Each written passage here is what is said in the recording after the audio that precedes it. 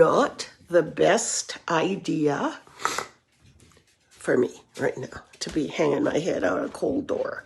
It's actually not cold here. It's so bizarre. I just put my pajamas on because I was having a coughing fit, like a choking coughing fit. I think I've gone through a bottle of, what's that stuff? The terrible tasting cough medicine. Ugh, I've almost gone through a whole bottle of it. You guys know what I mean. Buckley's. So, as you can see, we are having a smashing, exciting, fancy, whoa, almost fell, fancy New Year's Eve. I'm watching Anderson and Anderson on New Year's Eve. I love them. And one of the delights of life is Anderson's Cooper's giggle. It's just so refreshing and wholesome to listen to. I love it so much. So, yeah. So anyway, I was just going to say I chose my word that I focus on. Every year I focus on a word. And my focus word for this year is contentment. To be happy with myself, to be happy where I am in that moment.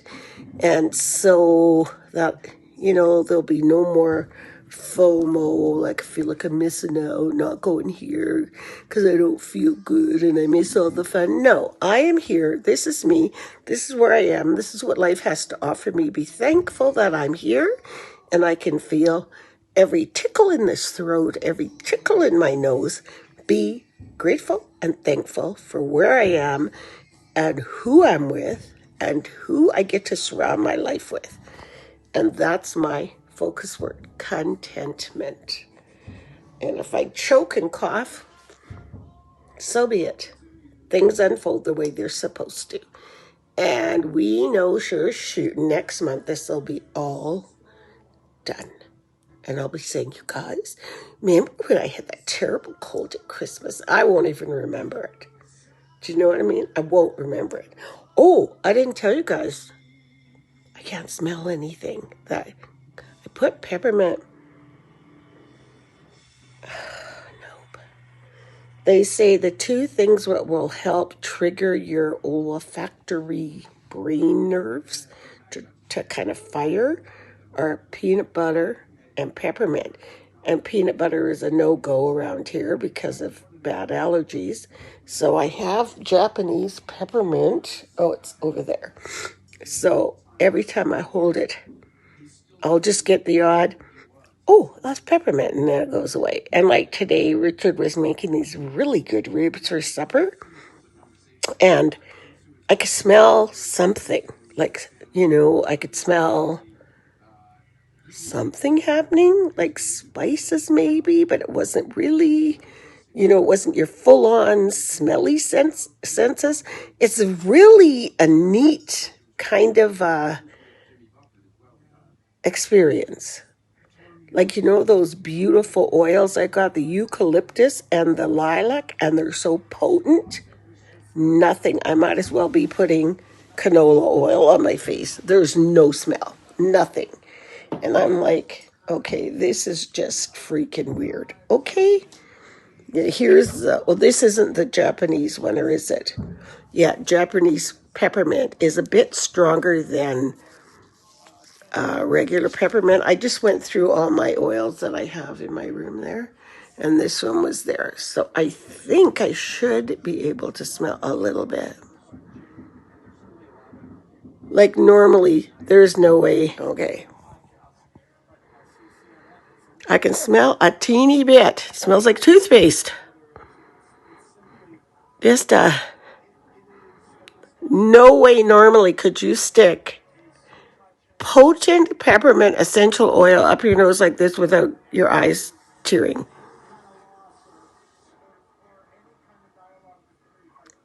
Yeah.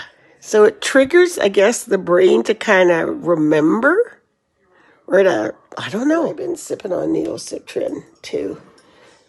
So Richard made this just before he went out the door. And the boys go, Nana, you're not coming? I'm like, no. I was almost tempted to go. It's not going to hurt to go. Stand outside and watch the fireworks. And then they left. They said, bye, bye. As soon as they closed the door, they start coughing. So I hope nobody else is feeling yucky. But if you are, just know this too shall pass. And you can I spent Christmas Day. I was downstairs I didn't do one thing. I swear to God, I didn't even see the turkey. I didn't stuff the turkey. Richard did the entire turkey stuffing. He brought upstairs, I was feeling so awful that he brought upstairs the spices for the stuffing, and I'm lying there, and he's like, okay, I have poultry seasoning, I have rosemary, I have thyme, I have sage, so tell me what to do. And so I'd say, oh, put a teaspoon of this, a teaspoon of this, a tablespoon of that, and blah, blah, blah. Chop up the celery, chop up the onions, fry them in a frying pan, add the spices, and then add the the squished or ground up cornmeal from cornbread that he had baked. So, okay. And then he stuffed the bird and cooked the bird, and it was delicious. Turkey was delicious. Everybody else cooked everything. Every time I walked in the kitchen to even get a fork, they would kick me out. And so at some point I just started fading. So I thought, oh, let's go upstairs. And Jesse was up here. He had a headache. And so he was laying on my bed, and I just laid here and was talking to him. And for some reason, I think I showed you, Ozzy came in with all these candles and lit at least 25 candles in my room. And so Jesse and I both fell asleep on this bed. He was over there, I was here, and we're both just out. All the lights were out. You could smell the beautiful candles. That's what I could smell. But all the lights were out. And you couldn't hear anybody because you closed the door. And I was like, I woke up, I'm like, where am I? Where are we? What's going on? And I think somebody came up and said, you guys, are you coming to eat? I had some to eat, came back upstairs. That's how I did Christmas. That's what I've been doing. Napping all day. And you know what? Everybody had a great time. Like, nobody's indispensable. You think you are. As the head matriarch, you kind of think, well, how are they going to manage without me? One thing I did make, though, I got up in the kitchen and I made our traditional eggnog. It's 100-year-old recipe, and it's been made every Christmas since. So I'm like, I have to make it. So I made half the recipe. I didn't do the whole thing. I just made up half of the recipe so everybody could have a little sip, and I had some too. And then there was some left over, and Richard's like, what should we do with this? And I am like, I don't want to throw it out because there's rum in it and milk and eggs and stuff.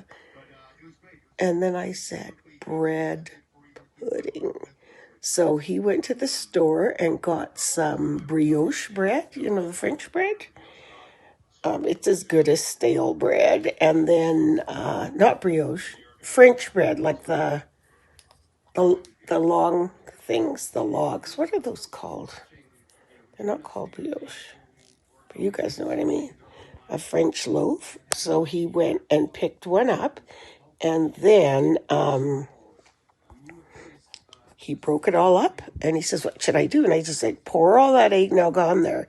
It's already got everything it needs in it. Milk, eggs, spices. Just add a little bit of cinnamon and a little bit of sugar, and stick it in the oven. It was phenomenal. Okay, eggnog bread pudding. It was so good. And So we didn't waste a drop. This is, I think it's e.l.f.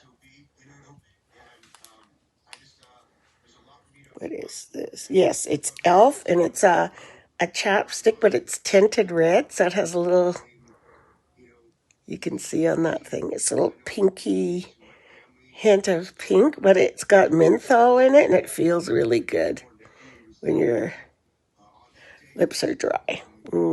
Feels so good. So I guess I should go. I'm knitting a cardigan, and it's almost done. I have 4 more rows, and it's completely, I even did the buttonholes, everything. It's really pretty. So it'll be done tonight if I don't have a coughing fit. I should finish it. I could be doing it right now. I'm almost done. I'm so excited. And my buttonholes, oh, they turned out perfect. I always avoid them because I'm not very good at it. But this is all the stuff I had put aside when selfish knitting, when I was doing Christmas knitting. Everybody loved their socks so much. And so, yeah. So I better go.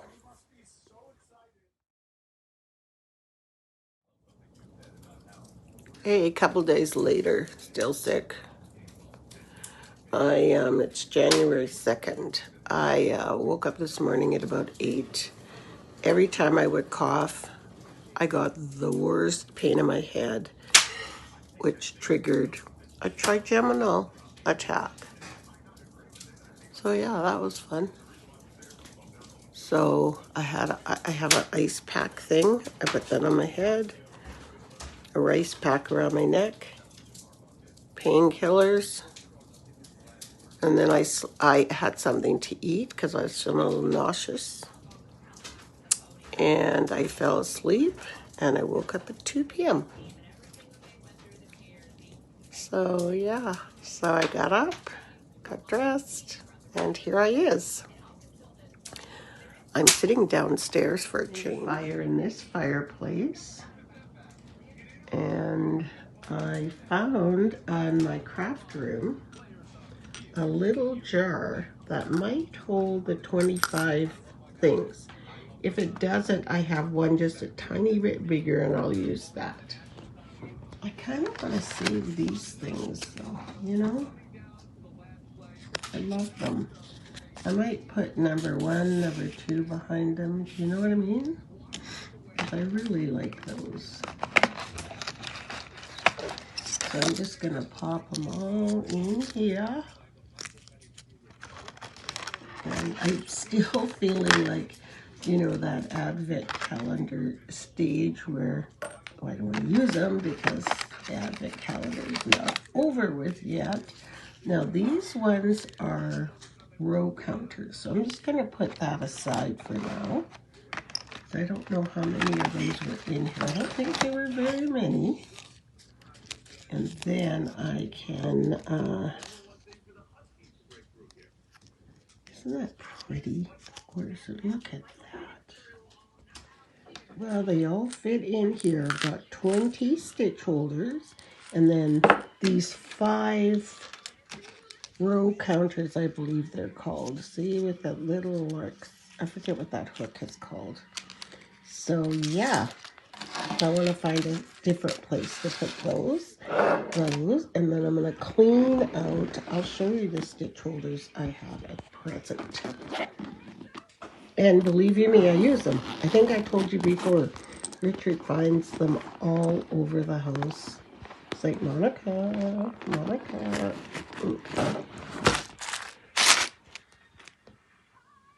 at them all. They're all for different things. Do you know what I mean? Like, yeah. They didn't all come in this container, but I was using this. So this and this. And usually you don't need more than 4 stitch holders per project. So hi everyone, and it's January 6th, and I still haven't taken down Christmas. I started today. I had such good intentions of doing so many things. Sourdough bubbles in my sourdough. I'm sure there are. I just saw those two right there pop. And they just kind of bubble up. It's quite neat. So I'm going to use this to make some bread. Okay, this has been doing this for like 5 minutes. And it gets to the point where I personally think it's too hard on the machine. If it starts sounding like it is. And then I take it out and I knead it myself. So this is where I've got 5 or 6 minutes. It's a little bit of a mess to clean up, but no matter. I put the jelly in here. I need 7.5 cups per batch. There's not quite 7.5 cups, so tomorrow we'll just cook some more apples, strain them on our wonky expandable that's how we do it with a shower curtain. It works great. Been doing it for years.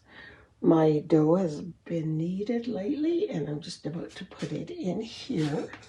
And it's going to go, let me wipe that water out. Boom. And boom. All clean. And you know when you're making bread and stuff and you have things like a Google thing and that, make sure you lift up underneath and clean under them, because you'd be surprised what gets under those things. And this bowl is still got a little bit of apple in it because Richard's about to cut some more apples, and we're going to do the apple thing one more time tonight because I looked up, look how stained it gets. But I love that. I just love it.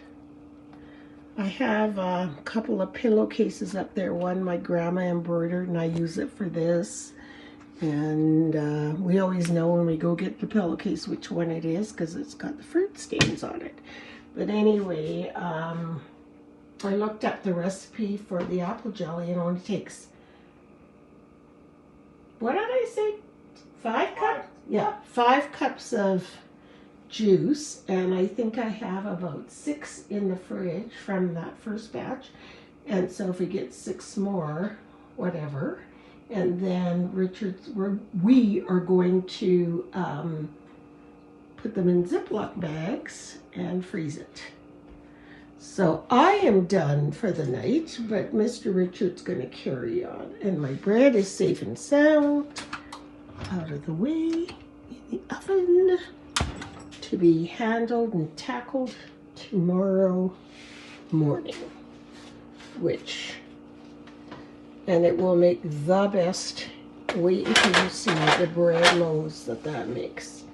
And I get my bread recipe on Farmhouse Boone. I think it's Farmhouse Boone. Put her link across here because I always say I'll put it in the description and I always forget. So I'll just put it across the screen here. And I think she's like the queen of sourdough. She makes sourdough everything, bagels, everything, which I'd like to try, but not right now when I'm not feeling good. I just want to do what I know, you know? So now I'm going to sit down and sew the buttons on my sweater. And that's all I'm doing today because I can't deal with this today. It's not happening. This looks so tacky after Christmas, isn't it? But oh well. Well, good morning, everyone. I got up a little earlier than I normally do because I have to check on my bread, and I know it's ready to come out. Look how high up that is. And reboil these apples and put them in the drip thing. And then I'm going to sterilize the jars in the oven while the bread is rising. So I got my bread pans ready, sprayed with olive oil and parchment paper, and the board ready. But first I'm going to make a cup of coffee because, yeah, it's early and I want to have some of this Costa Rican It's so good. For me, a coffee is good if it's really, really mild, you know? I should take that out of there. Yeah, it's not going to matter. It's just such a mild coffee. I don't want to put too many beans in there. I mean, I could grind the whole bag and put it in the bag, but I think that kind of defeats the purpose, right? So here we go. Oops, I need 2 hands.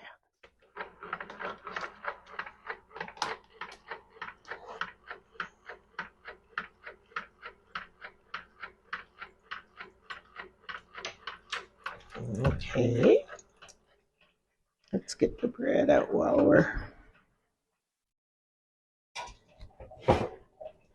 Holy, oh, thing's heavy.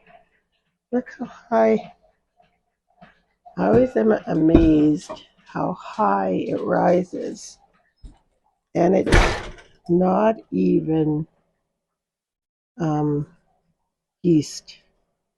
It's fine when it does. It'll be fine. Just stick to the cloth. Come on.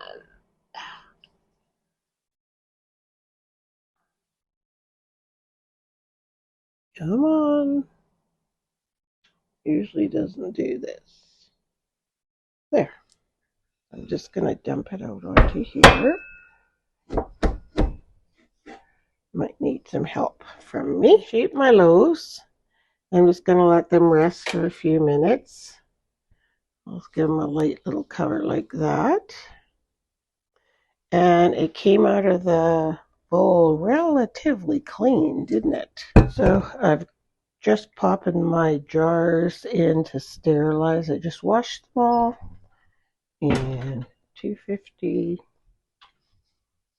apples are bubbling. And now I can get this bread into these pans, and then it has to rise for 2 to 4 hours. So I'm just about to cover this bread, and don't worry about where this looks like it's kind of wrinkly. It'll be fine. It'll just pop back up again, and I've got my jar lid's gonna boil here to get a little sterilized. And like I said, the jar's in the oven. The apple's almost ready to drip. Got my drip cloth ready. And so I've just preheated the oven. I'm just going to put my loaves of bread in for about 30 to 35 minutes. I always check them after 30 minutes. Some people it's 45. Depends on your ovens, guys. Hey Google, set a timer for 30 minutes.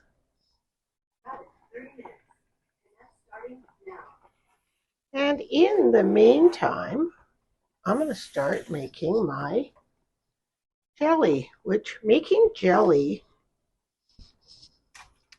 it's just an old wives' tale that it's so hard to do. So I've got my sugar in here and some lemon juice. And then we're going to bring this to a boil for 1 minute.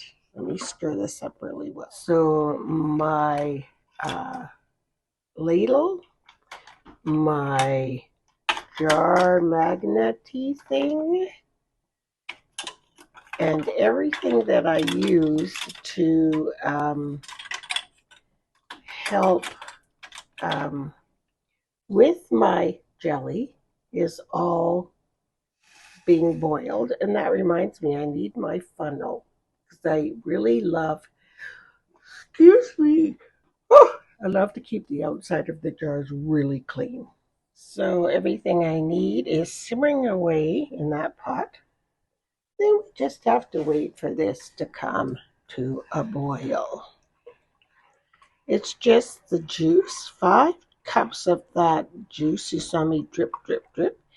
I put the remainder there. Richard always takes it outside to the compost or to the garden.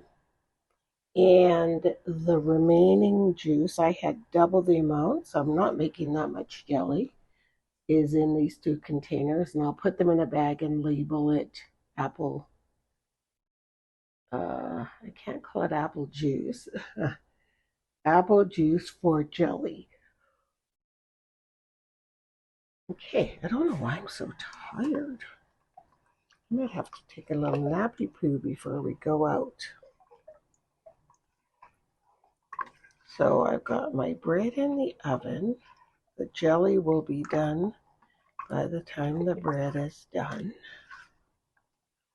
And yeah, got a lot done this morning. Well, this is going to boil hard for 1 minute. I'll wait till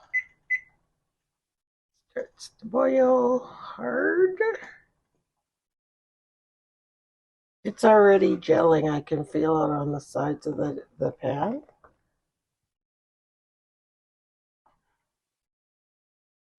So once it starts to boil, I think it has.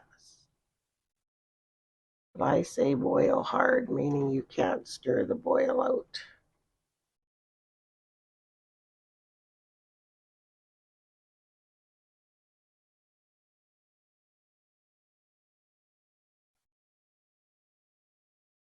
I turned it down a little because it was so going crazy. There it goes. Press my timer on for a minute and it's turning into jam as we speak. This is nuts.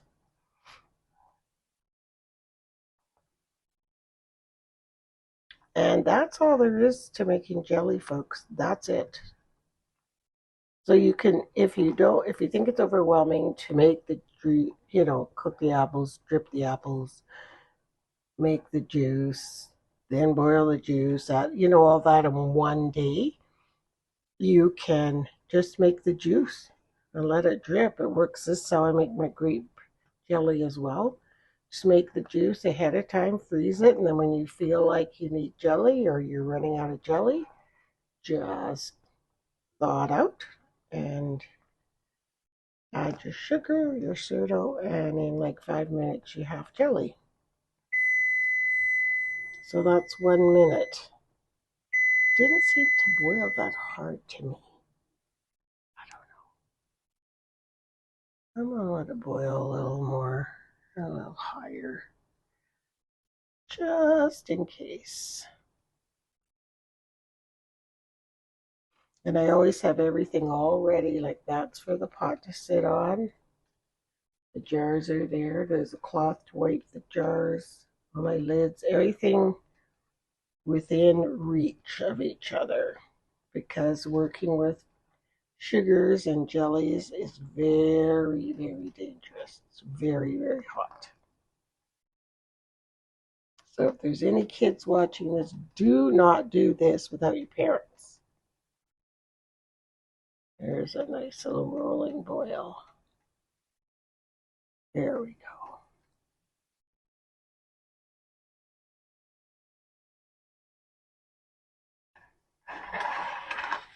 There. That's what they mean by rolling boil. Turning stove off. And then I will carefully move it over to that cutting board and go on. So the next thing you're going to do is let your jelly sit for 5 minutes. You see that foam?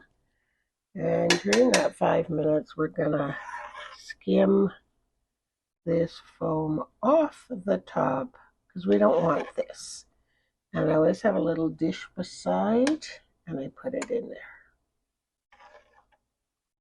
Because nobody wants to eat that.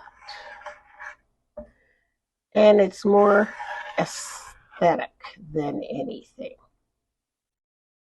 It doesn't interfere with how anything tastes, but you just get rid of that foam. So you just stir and scoop it off the top.